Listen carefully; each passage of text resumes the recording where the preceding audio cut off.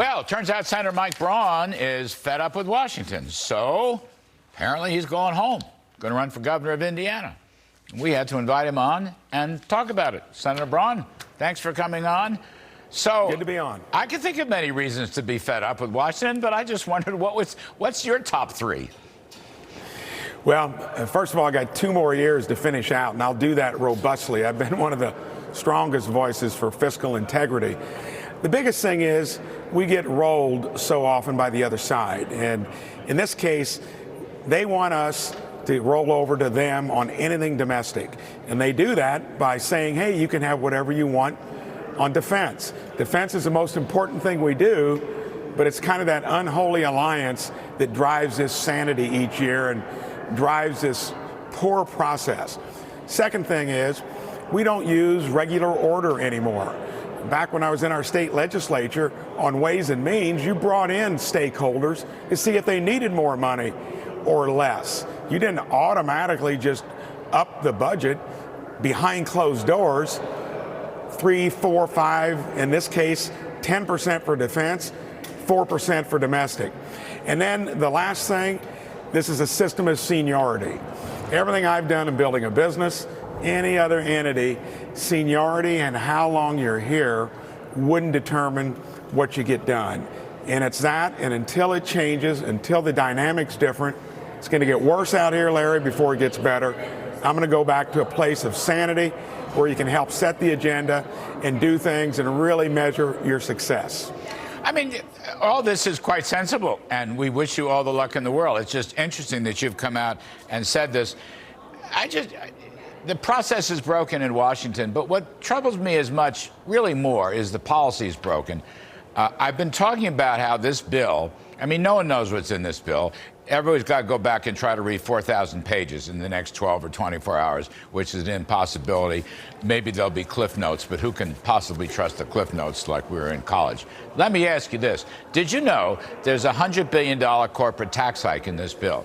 That important provisions of bonus depreciation, which are essential to the success of the Trump tax cuts. They added to more advanced equipment and technology. Productivity went up, real wages went up.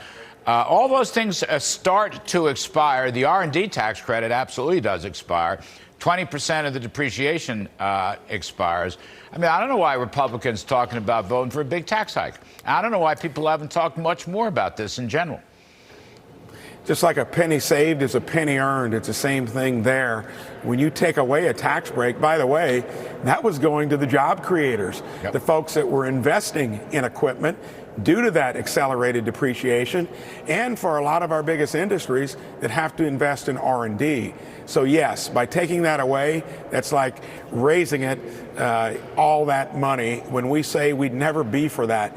And that's a small portion, because you got to remember, this is in the context of close to $6 trillion in spending that we're going to do.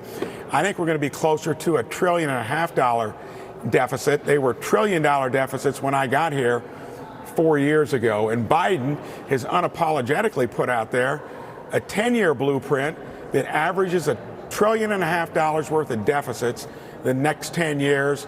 45 trillion in debt. That is shameful, Larry, that for future generations to have that burden. Yeah, that's true budget austerity, isn't it? $1.5 trillion deficits as far as the eye can see. And it'll probably get worse than that because the economy is going to get slumpier and, you know, these estimates will go out the window. Just another one. I'm arguing if you vote, I don't mean you personally, because you're against the omnibus bill. But the Republican leadership appears to be in favor of the omnibus bill. And again, I want to say it's not personal. It's just a disagreement I have with them on policy. They are betraying the voters who elected a Republican House. Because you shouldn't have to wait 1 year for the new Republican House to set new policies. It should happen right away, like January 3rd. You vote in the omnibus bill, you're taking the power away from voters, and I think that's a really bad spot, a really bad space for the Republican senators, or anybody for that matter, to be in. And that's already had a preview last week on the CR. We actually got an amendment vote to extend that into the new Congress. Why would we want to give Nancy Pelosi, a going-away president, as Speaker, let Schumer have his fingerprints all over it? And here's why. because our side said it does so much for us for defense. Again, most important thing we do, the Defense Department just completed an audit that cost about $180 million to do on where their assets are, $3.5 trillion. They can only account for 39% of them. And when you've got a place like that that doesn't even know what it owns, where they're at, and wants more, I say improve it first before you use that as a quid pro quo that gets us deeper in debt every year. That does not make sense. Yeah. Well, anyway, Senator Braun, thanks for being so candid and straightforward. We appreciate it very much. My now pleasure. to continue